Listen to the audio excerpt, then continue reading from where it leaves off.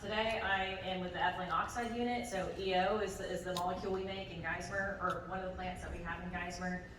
Previously, I also did production engineering in the acetylene unit, so that was natural gas cracking. And I've also worked in a pharmaceutical unit where we made PVP and PVPI. So all three of those plants, I've used TrendMiner in all of them. So they were, two of those were upstream gas, highly hazardous chemicals. The pharma one was a batch product, very customer focused. So you have a lot of applications for the tool. And so to dive in a little bit more about what TrendMiner does is it's a production client and self-service analytics platform that connects with time series and event data. So not only do it works really well with our historians that we currently have at BASF, but we can also go beyond that and talk about the discovery, diagnostic, predictive, and descriptive analytical tools that we can use. So there's 4 modules. I'm going to focus on Trend Hub and Dash Hub, but the benefits we've received from it, so kind of starting from simple and going more complex, real-time monitoring alert. So looking at our data, I can get an alert. So what's great is here, these are items that I would have my operators look out for. They put in the e-log or escalate to the supervisor.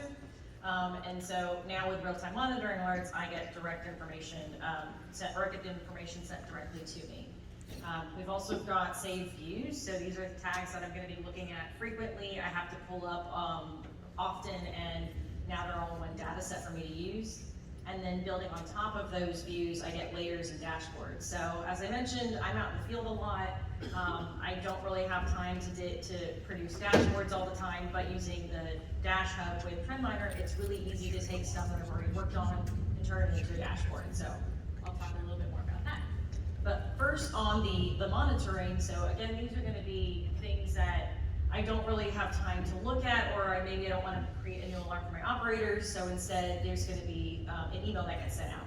So one of the examples that I've got here was instrument air pressure. So we found out, and it was kind of random, but when our instrument air pressure got too low, our analyzers would lock out, they would fail last. And this was a big deal on our reactors because these are high quality safety instrumentation, so if these lock out, our reactor's not going to be controlling correctly.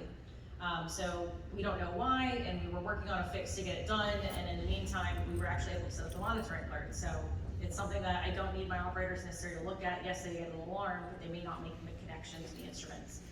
So something like that was very useful. And all this can be done while I'm doing my job in the background, and I don't have to worry and look at e-log to see if, did we lose instrument air pressure or anything like that.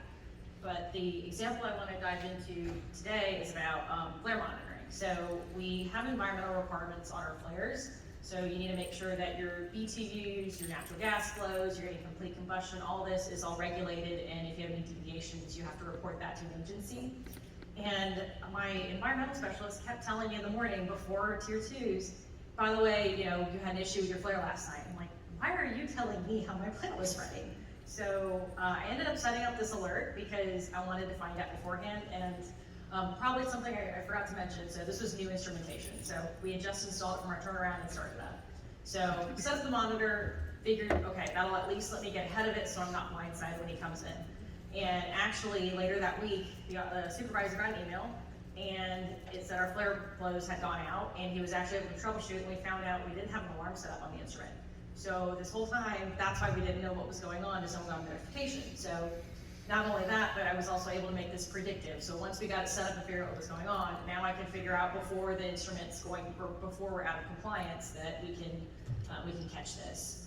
And the other thing that's really helpful is there is a view in Trend Hub option that pops up. So rather than me having to go back at my data from that night and look for the instance, I can see what criteria activated the alert and can go directly to that and see, oh, okay, we just locked out our signal. It's not that we had it had an issue or anything in the process. All right, so now I'm going to move on to the views, layers, and dashboarding segment. So for these, there will be tags that I need to look at, whether it's monthly for accounting purposes, or maybe I want to have all my reactor tags all collected together. So you just create a view, it's easy to load them, I can share them with people. So really helpful for accounting reasons. So at the end of the month, when the accountant comes to me and says, hey, by the way, your water usage looks a little low, is there something going on in the plant? I can quickly pull these up and see, oh, here's the meter that was acting up. And then you can also compare using layers, the same tags over different time periods. So you can see, okay, was this startup consistent with a different startup? So that was also very useful. And then eventually turned those all into dashboards, so now I can easily look for my opportunities of optimization. So specifically, I use this for steam consumption. So like I mentioned before, I actually have views saved for all of our utilities, so natural gas, nitrogen, steam and water, and steam. And in this case, my manager came to me after we started up after turnaround and said, hey, you're using almost 2.5 times more steam than you normally do, what's going on?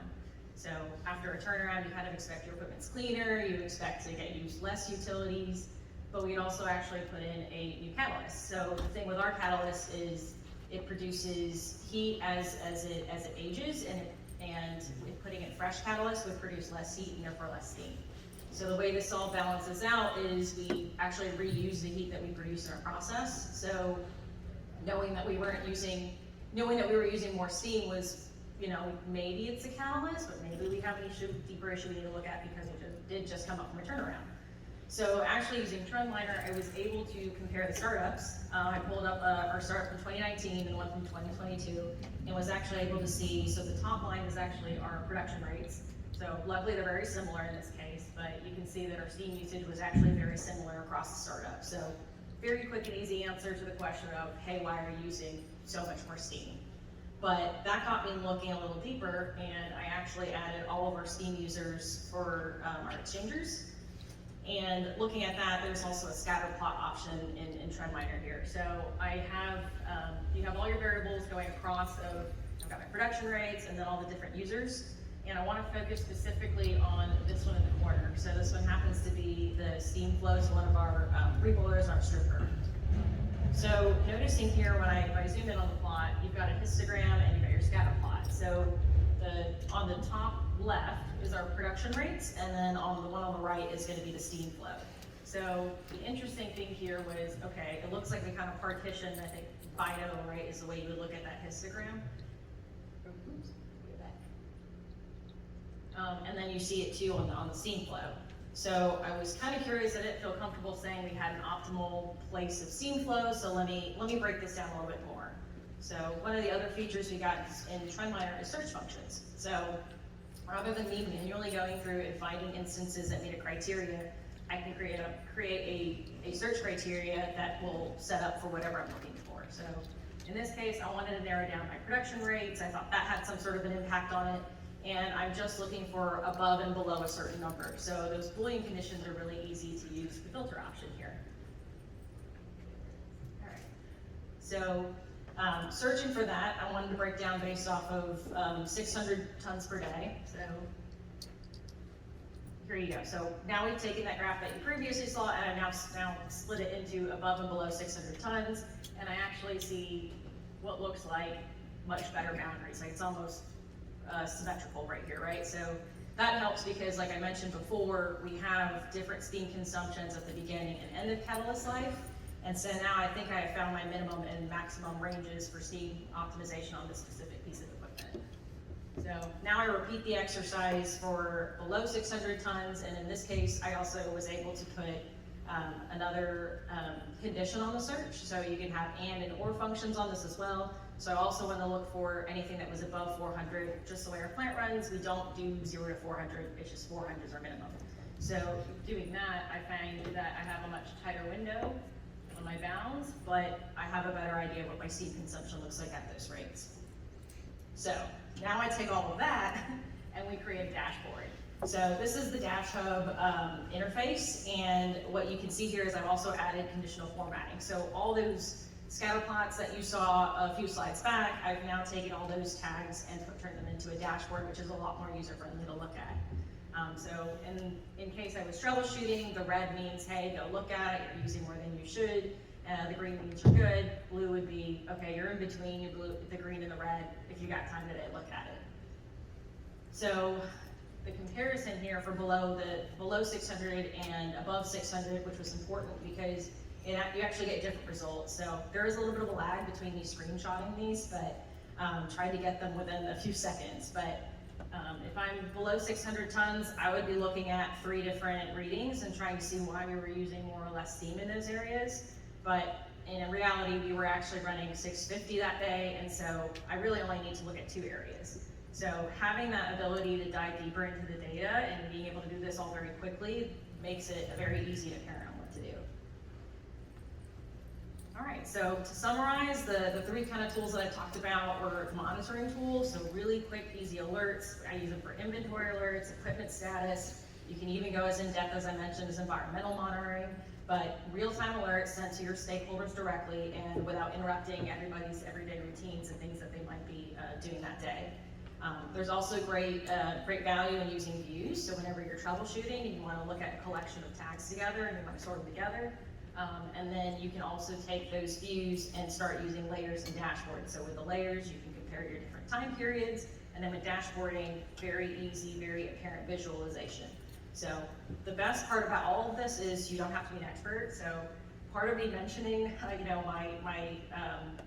my focus in chemical engineering and being in plants, and I'm working on all this stuff with daily production. So I'm not quite, I don't really have that much time to create like Power BI dashboards or to create, these, or go really deep into my data, but having a tool that allows me those options without me needing that intense training has been incredibly helpful.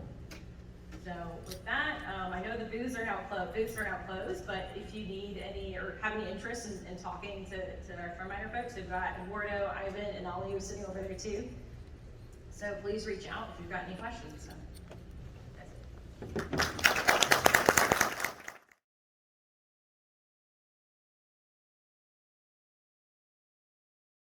So one of the values that I put on time and operations is like, if I can save an operator who does something, it takes him 30 seconds to do it, he does it every day, how much money does that equal to when he does it, every day of the year?